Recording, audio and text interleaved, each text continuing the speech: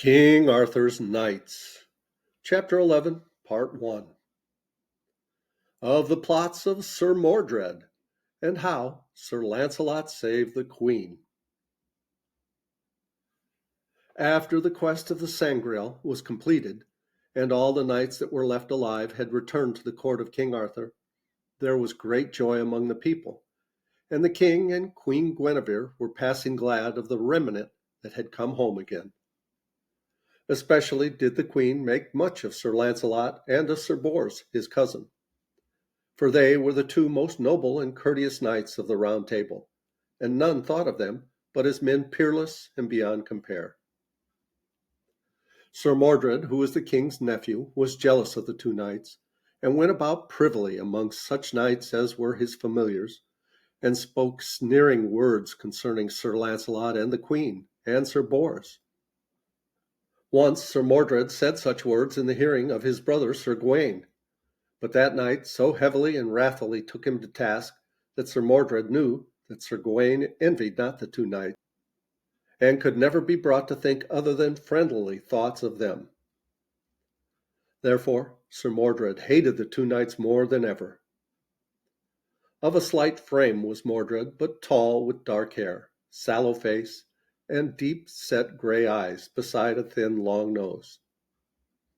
Few loved him, for he was never cheery nor very friendly, and ever seemed to sneer with his thin lips and his cold, wolfish eyes.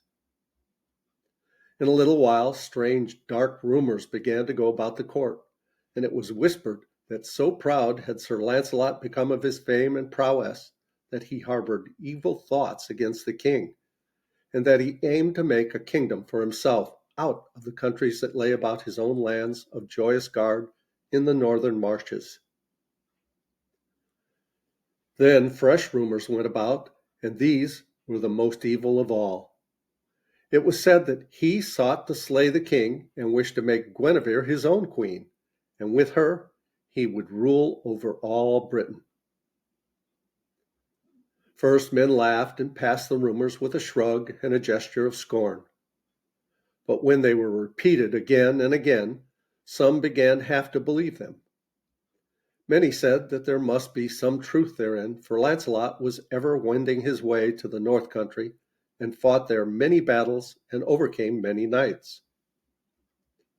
But others said this was because many ladies and damsels who had lost lands and homes had been evilly oppressed by the warring barons in those parts, had heard of his great fame for knightly deeds and noble manners, and came beseeching him to be their champion against those who had robbed them.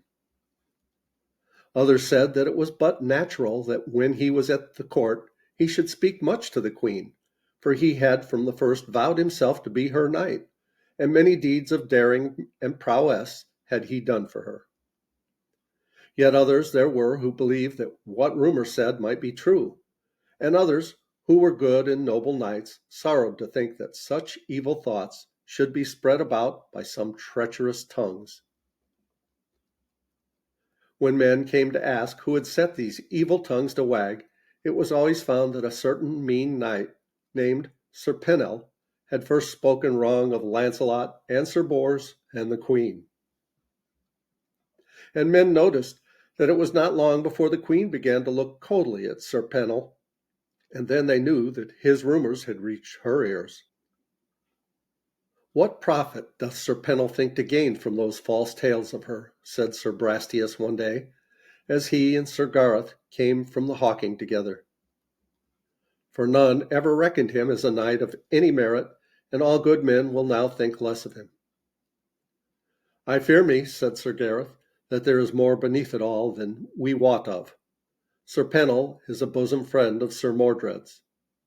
Often I have seen their heads together in places apart, and though he is my brother, Sir Mordred is one I cannot love."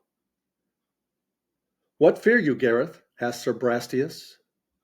"I fear naught that he may do," said Gareth, "but I think he hates Sir Launcelot, and he hates Gawain also, the chief of our party, because he hath roundly told Mordred that he is a traitor, and that he will not be drawn from his firm friendship with Sir Launcelot and his kinsmen. I think Sir Mordred would do much to cause some ill to Gawain or Sir Launcelot, so long as his own evil body was not hurt. "Sad it is," said Brastias, full gloomily, "to think a man of such great kin should harbor hatred and murder against the chief of his kin. And that such should be, methinks, betokens that evil is about to fall upon our famous brotherhood of the Round Table and on this dear land of Britain." Now it befell that the poor queen had heard through her maidens of the rumors concerning herself and Sir Launcelot, and taking counsel of no one, she bethought how she could prove to the remnant of the Round Table that she was free of any plots against the king or the fair kingdom of Britain. She resolved that she would invite the knights to a privy dinner, and when they had eaten, she would throw herself upon their knightly pity and honor, telling them how the evil rumors wronged and hurt her bitterly. And she doubted not that thus their manly sympathy and worship of her, their queen, would, by her words, cast out the evil effects of the slanderous tales. Therefore, at that dinner, she had Sir Gawain and his brethren, that is to say, Sir Gareth, Sir Agravaine, Sir Garhus, and Sir Mordred. Also there were the kin of Sir Launcelot, to wit, Sir Bors, Sir Blamor, Sir Bleobaris, Sir Ector de Maris, and Sir Lionel. But Sir Launcelot had gone into the Scottish marches to do battle with a notable robber and oppressor there. There were other knights, making in all the number of 24, and these were all the remnant of the 150 that had gone forth in the quest of the Sangreal. Among the guests were Sir Pennel and his cousin, Sir Mador. Now Sir Gawain had a custom of eating apples, which he used daily at dinner and at supper. He loved all manner of fruit, and in especial a certain brown or russet apple, which was called apple coach. Everyone knew of this fondness of Sir Gawain's, and whoever dined or feasted him took care to provide such apples for his pleasure. The queen had known this, and among the fruit for the table she had ordered such apples to be placed. Now Sir Mordred, as Sir Gareth had suspected, hated Sir Gawain with a deep hatred, and therefore he had, by crafty dealing, taken all the russet apples from the dish except one, and into this he had thrust a deadly poison. He guessed that, as everyone knew of Sir Gawain's fondness for that sort of fruit, no one would take it, but would leave it for Sir Gawain, who would eat it and die thereof. When the feast was near an end, and the men laughed and jested together, the dish of fruit was handed round, and Sir Pennel, the mean knight, noticed that there was but one of the apples which Sir Gawain loved. And despite that knight, whom he hated, he took the apple, ere the dish went to Sir Gawain. Sir Mordred saw him take it, yet would not cry out to warn his fellow traitor, for this would have revealed himself. He saw Sir Pennel's teeth sink into the brown apple, and Sir Pennel's sneering look as he glanced across at Sir Gawain, who was searching vainly in the dish for his favorite fruit. Then Sir Mordred saw Sir Pennel's face go red, and then deadly white. And as the poison gripped him, Sir Pennel rose shrieking from the table, crying out that some enemy had poisoned him. Then he sank writhing to the ground, shrieking and moaning, clutching at the ground and at the legs of the chairs. Suddenly, with a great groan, he lay still and was dead. Every knight leaped from the table, ashamed, full of rage and fear, nigh out of their wits, but dumb. They looked at each other, then at the dead Sir Pennel, and all their eyes kept from the face of the queen, where she sat on the high seat, with two of her ladies beside her. The reason they could not speak was that they knew the queen had heard of the evil tales which Sir Pennel had spread about her, and that she must have hated him bitterly. And she had made this feast, and invited him thereto, and now he was dead at the board, by means of deadly poison placed in the food which she had set before him. Then, for the very shame, some began to leave the chamber, and others could not bear to look upon the queen, who sat with a face that went now pale, now red. She had seen what had happened, and who it was had been slain, and she had read the suspicion in men's gestures. Then the voice of Sir Mador rang out, and checked men from going from the room, and drew all eyes to where he stood, a tall and burly man, red and angry of face and fierce of eyes. "Look!" he cried, and held between his fingers and high above his head the apple which Sir Pennel had bitten. "This is the thing whereof my kinsman, Sir Pennel, hath lost his life. The matter shall not end here, for I have lost a noble knight of my blood, and I will be revenged to the uttermost." Then, turning, he savagely looked at the queen, and with fierce, rolling eyes he roared out, "Thou art the murderess! Thou the queen! Hear me, knights and chieftains. I charge the queen with the murder of my kinsman, Sir Pennel, and justice upon her will I have." Every one in the hall stood still, as if they were of stone. None could gainsay him. None could utter a word on behalf of the queen, for all had suspicion that she had slain Sir Pennel for his slanders of her. Then suddenly the queen rose, white and trembling.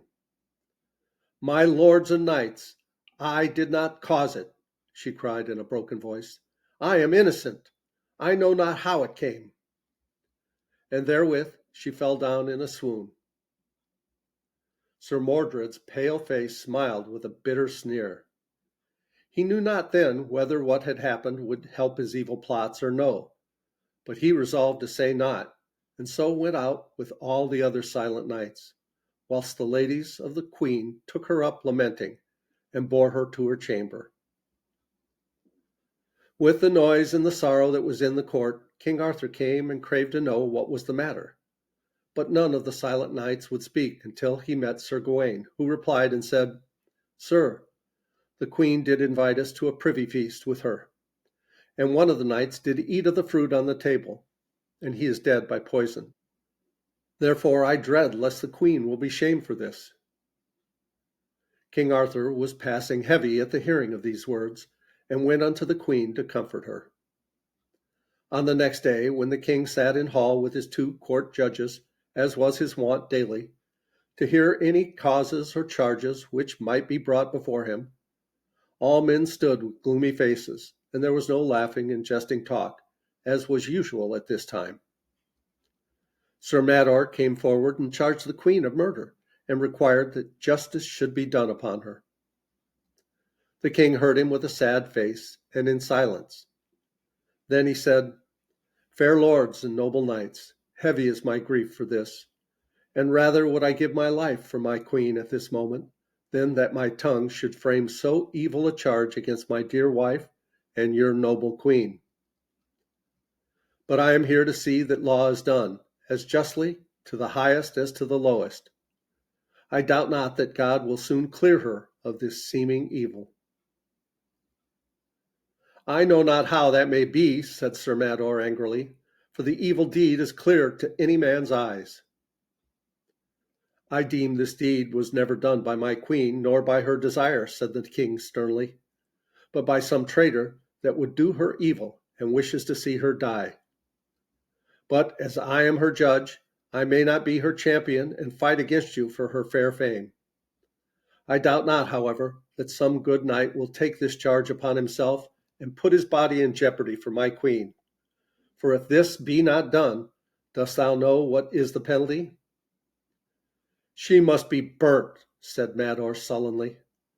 "But she hath done the deed, and will merit the doom." "Cease, hasty man," said the king sternly. "It goeth to my heart to hear ye pronounce the doom thou wouldst visit upon that fair lady. Fear not, Sir Mador.